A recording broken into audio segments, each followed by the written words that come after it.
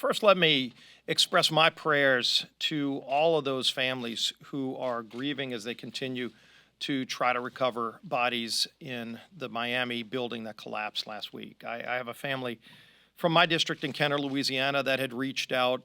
The mother whose daughter was in the building and actually was on the phone with her husband while the building was collapsing. And these are heartbreaking stories. These families are grieving, so our prayers continue to be with them.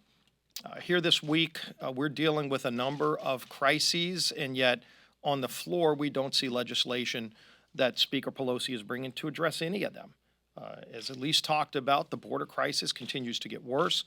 When Vice President Harris went to Texas, she didn't go to the border areas where the worst crossings are. I went to McAllen, Texas with many of my colleagues.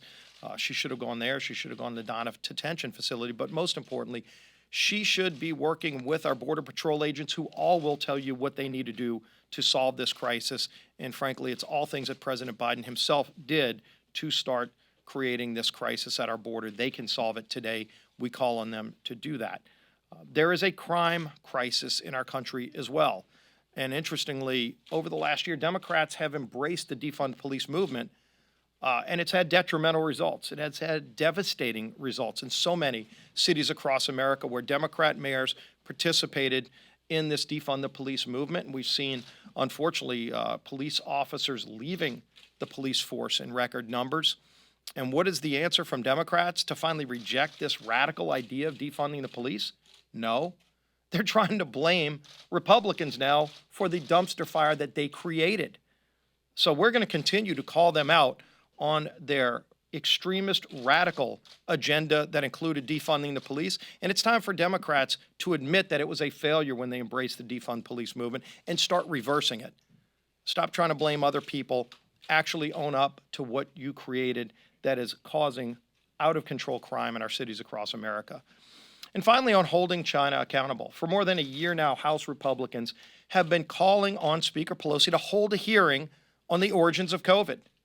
It's perplexing that Speaker Pelosi refuses to have any committee of jurisdiction hold a hearing on the origin of a virus that's killed over 600,000 Americans and 4 million worldwide. And so with the mountains of evidence that continue to grow that show that it may have started in that lab in Wuhan, House Republicans decided that we're going to have our own hearing. And so today at noon, we're having a hearing on the origins of COVID. We have many respected scientists and others who have done research extensively into the origins of COVID.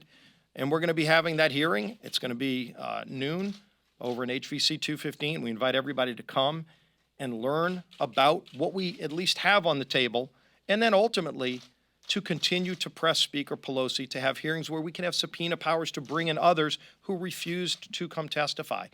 Nobody should be trying to cover up for the Chinese Communist Party, least of which should be Speaker Pelosi. The fact that the Senate passed a bill unanimously that actually will show some of the data and declassify some of the information that's out there, passed unanimously in the Senate. Speaker Pelosi won't even take that up. So House Republicans are going to continue to press to get the answers, to get to the bottom of how this virus started. It's about time, long past time, that Democrats join in.